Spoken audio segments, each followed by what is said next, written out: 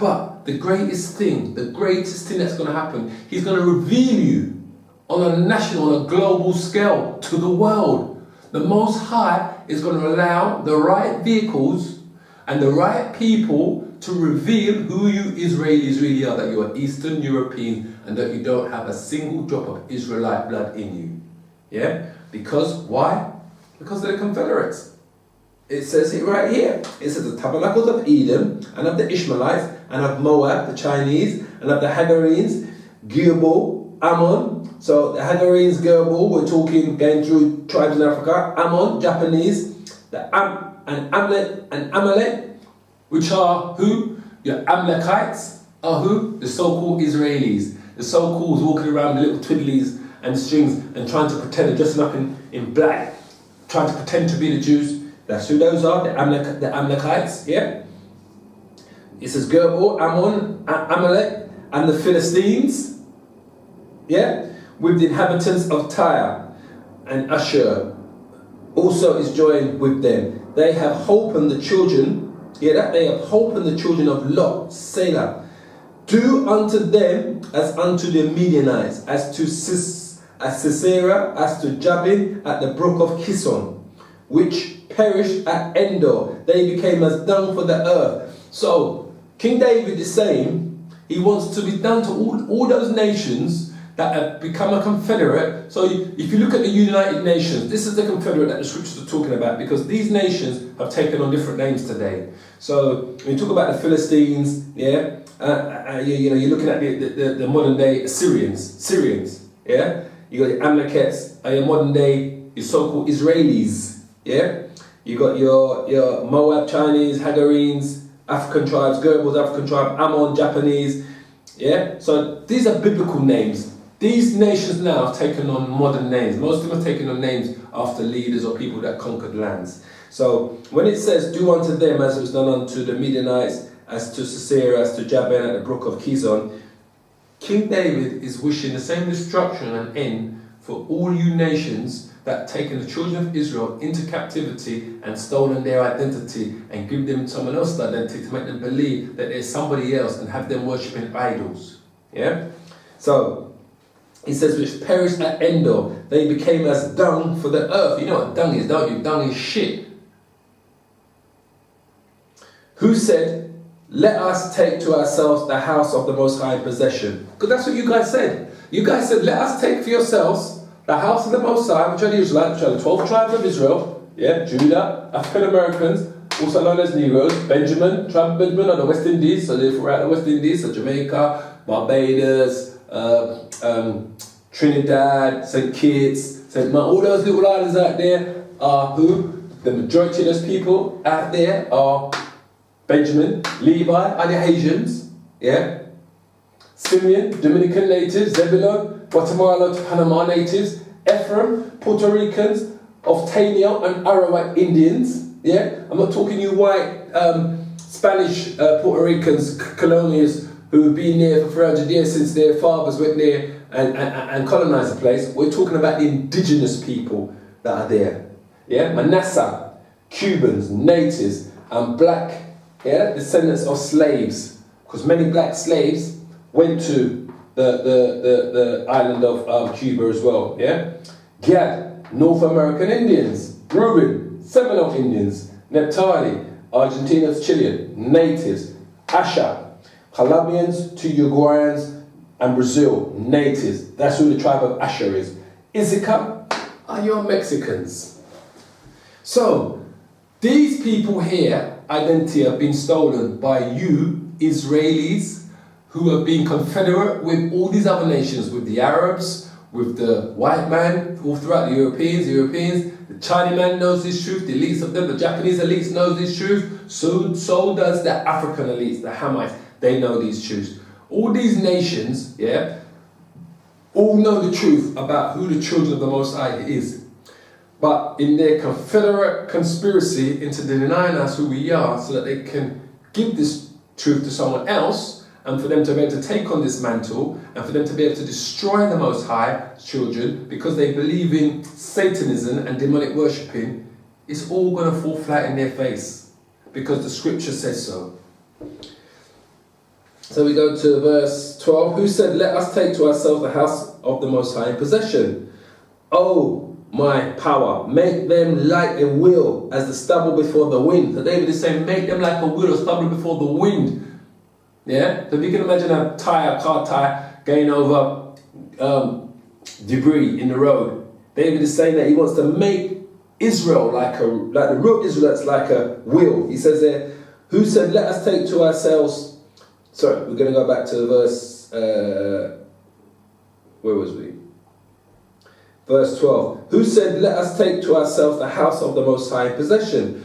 Oh, my power, make them like a wheel as the stubble before the wind. Yeah? As the fire burns a wood and as the flame setteth the mountains on fire. So persecute them with thy tempest and make them afraid with thy storm. Yeah, it says, fill their faces with shame that they may seek thy name, O Yahweh. Let them be confounded and troubled forever. Yea, let them be put to shame and perish, that men may know that thou, whose name alone is Yahweh, art the Most High over all the earth. Because this white man, he believes he's the Most High. Why? Because of his science, his army, yeah, because of his wealth, yeah, because of his space technology, what he has there, his space programs that he has out there, yeah, and because of his philosophies and his education system that he's built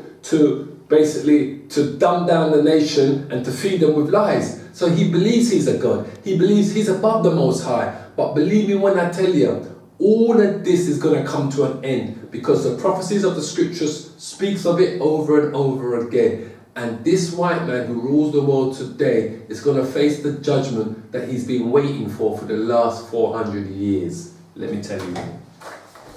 And so are his confederates that was also aligned with him in destroying and enslaving the children, the true children of Israel, and stealing their identity and causing them to worship idols and demonic gods. So you Ishmaelites, like it said, the Moabites, the Ammonites, the Hagarenes, you Hamites, all of you other nations are going to face the judgment. But it is the Caucasian, the European white man, the Edomite, it is Edom who's going to face the most tragic judgment, because all of his powerhouse, America, is going to be brought down to naught, to zero.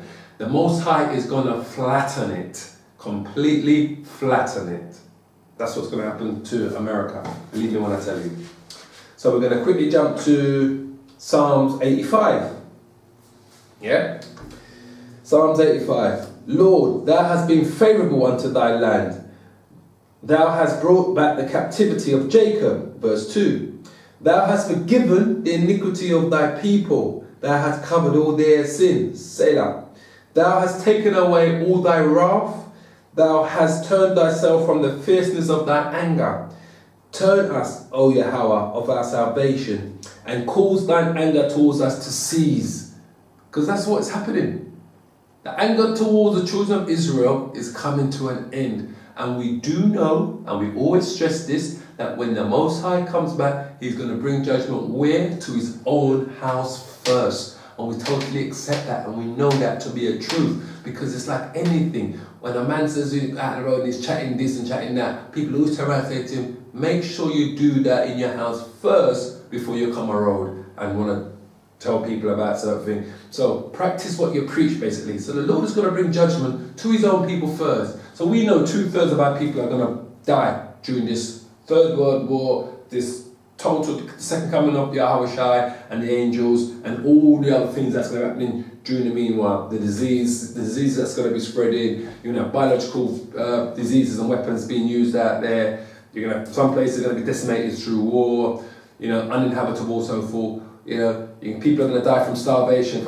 It tells you in the book of Ezra that the Lord is going to send his angels that are going to bring famine, death, destruction. I'm going to find it for you in a little while in Ezra. I'm going to show you. Will thou be, this is verse 5, so we're in Psalms 85 verse 5. Will thou be angry with us forever? Will thou draw out thine anger to all generations? Will thou not revive us again, that thy people may rejoice in thee? Show us thy mercy, O Yahweh, and grant us thy salvation. I will hear what Yahweh the Most High will speak, for he will speak peace unto his people and to his saints. But let them not turn again to folly. Surely his salvation is nigh them that fear him, that glory may dwell in our land. Mercy and truth are met together, righteousness and peace have kissed each other. Truth shall spring out of the earth, and righteousness shall look down from heaven. So what did I just say to you? That all of this, what's in the darkness, all these lies are going to be revealed. Because I don't know what you devils are thinking out there, that you truly believe that the Most High, Yahweh, is going to allow you to literally soak the earth in your lies, death, corruption, wickedness, everything that you're doing, and just allow it to continue. You're going to get your judgment. So it says there, truth shall spring out of the earth. So we're in Psalms 85 verse 11. Truth shall spring out of the earth, and righteousness shall look down from heaven. And then we are Shai. Yea, the Most High shall give that which is good, and our land shall yield her increase. Righteousness shall go before him, and shall set us in the way of his steps. It's as simple as that. So we're going to go to Psalms 2. Psalms 2. Why do the heathen rage, and the people imagine a vain thing? The kings of the earth set themselves, and the rulers take counsel together. Because that's what they're doing there. United Nations meetings, the Bilderberg meetings that they have in the world, what do they call it? They have the meeting between the 7 world leaders. I forget what they call it, but they have a meeting with all the world leaders. The IMF meeting, the World Bank meeting, all of these elite meetings. This is what I say to you guys, right? Don't get it twisted, because many of you, John Does, are going to die for your elites, rulers, because the judgment is going to come to you as a nation.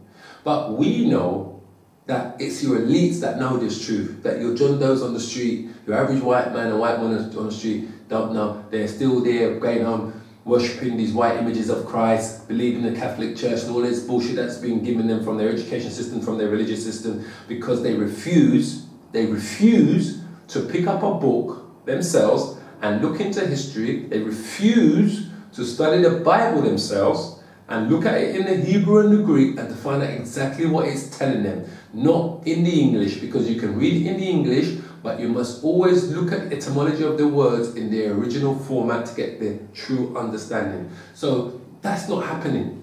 That I know. So they're going to die in their ignorance. Your average John Doe, with their Confederate partners. But the elites are the ones that are going to get the worst punishments. Let me tell you. So it says here, this is Psalms chapter 2, verse 2. It says, the kings of the earth set themselves, and the rulers take counsel together against the Most High and against his anointed. And what have I just been saying? That's what they've done by coming together. Saying, let us break their bands asunder and cast away their cords from us. So they want to break our bands and they want to divide us. And they've done it. They completed their plan in destroying the children of Israel. Judah, Benjamin, Manasseh, Ephraim, Naphtali, Asher,